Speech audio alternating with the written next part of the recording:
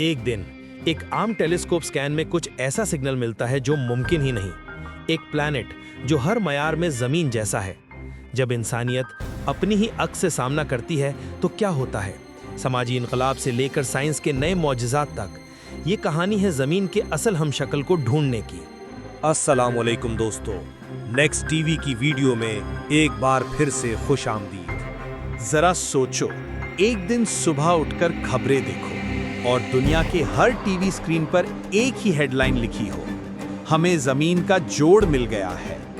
एक ऐसी दुनिया बिल्कुल हमारी तरह, वही मास, वही ऑर्बिट, वही हवा, वही समंदर। क्या ये मुमकिन है या ये सिर्फ साइंस फिक्शन का ख्वाब था जो अब हकीकत बन गया है?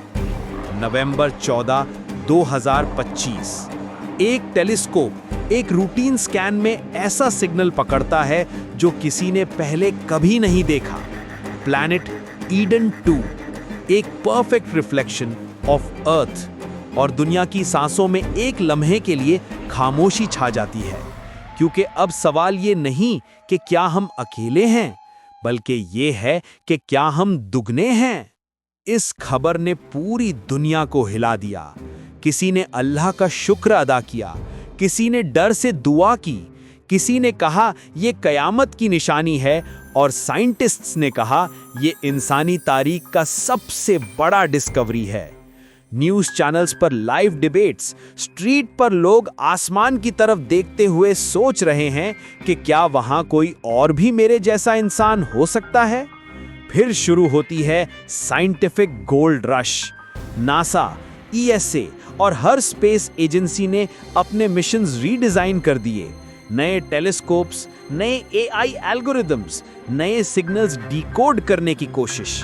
हर साइंटिस्ट एक ही सवाल पूछ रहा था कि ये प्लैनेट हम जैसा क्यों है? क्या नेचर ने 2 बार वही डिजाइन रिपीट कर दिया, या हम किसी कॉस्मिक सिमुलेशन का हिस्सा हैं जहां हर चीज डुप्लीकेट है? और अगर वहां लाइफ है तो क्या वो भी हमारी तरह सोचती है, हंस सकती है, या शायद हमारी तरह खौफ महसूस करती है? जब इंसानियत को ये एहसास हुआ कि हम अकेले नहीं हैं, तो सिर्फ साइंस नहीं, सब कुछ बदल गया। देश जो कभी एक दूसरे के दुश्मन थे, अब एक ही मिशन में जुड़ गए कि ईडन 2 से राब्ता कैसे किया जाए। मगर जहां एकता आई, वहां मुकाबला भी। हर सुपर पावर चाह रही थी कि पहला सिग्नल उसका हो।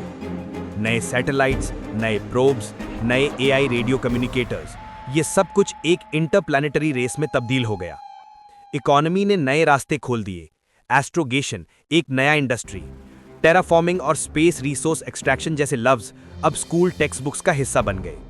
और इंसान, उसने पहली दफा अपने वजूद पर सवाल उठाया कि अगर हम यूनिक नहीं हैं तो हम कौन हैं? ये सोच हर दिल, हर मस्जिद, हर मंदिर, हर चर्च में गूंज उठी। इंसानियत ने अपनी पहचान दोबारा तलाश करनी शुरू कर दी। और अब सबसे खौफनाक और दिलचस्प सवाल, क्या वहां लाइफ है? अगर है तो क्या वो हमारी तरह है, या हमारी दुनिया का एक ऑल्टरनेट वर्जन जहां सब कुछ उल्टा हुआ? सोचो, शायद वहां भी सिटीज हों, ओशंस हों, और शायद वहां भी कोई ऐसा ही वीडियो बना रहा हो जिसमें वो पूछ रहा हो, क्या हो अगर हमें अपने जमीन का ट्विन मिल जाए? ये मिरर पैराडॉक्स सिर्फ साइंस नहीं, एक एथिकल डायलेमा भी था। क्या हमें उनसे राब्ता करना चाहिए, या उन्हें अपनी दुनिया में चैन से रहने देना चाहिए?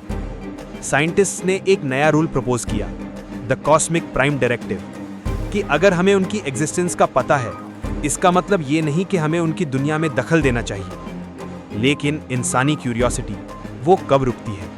और अगर वो हमें पहले सिग्नल भेज दें, तो क्या हम जवाब देंगे? फिर आया वो दिन जब इंसानियत ने फैसला किया, एक मिशन लॉन्च होगा। डेस्टिनेशन ईडन 2, ड्यूरेशन 80 साल। एक जर्नी जो हम खुद नहीं देख सकते, लेकिन हमारे बच्चे देख सकेंगे। और जब रॉकेट स्पेस में घूमा, पूरी दुनिया ने रुक कर देखा, क्योंकि वो सिर्फ एक लॉन्च नहीं था, वो हमारी उम्मीद का सफर था। अगर वहां लाइफ मिली तो शायद हम अपने सवालों के जवाब पालेंगे, और अगर वहां कुछ ना मिला तो भी हमने अपनी हदें तोड़ दी। ये डिस्कवरी सिर्फ साइंस का जादू नहीं, ये इंसानी रूह का सबूत थी कि हम हमेशा तलाश में हैं, चाहे वो सच्चाई हो या अपना अक्स। और जब टेलीस्कोप की आंख फिर से आसमान में घुरती है, एक हल्की सी फिजा गूंजती है। हम अकेले नहीं हैं, कभी नहीं थे। अगर आपको ये वीडियो पसंद आई तो वीडियो को लाइक कीजिएगा, दोस्तों के साथ शेयर कीजिएगा और चैनल को सब्सक्राइब कीजिएगा।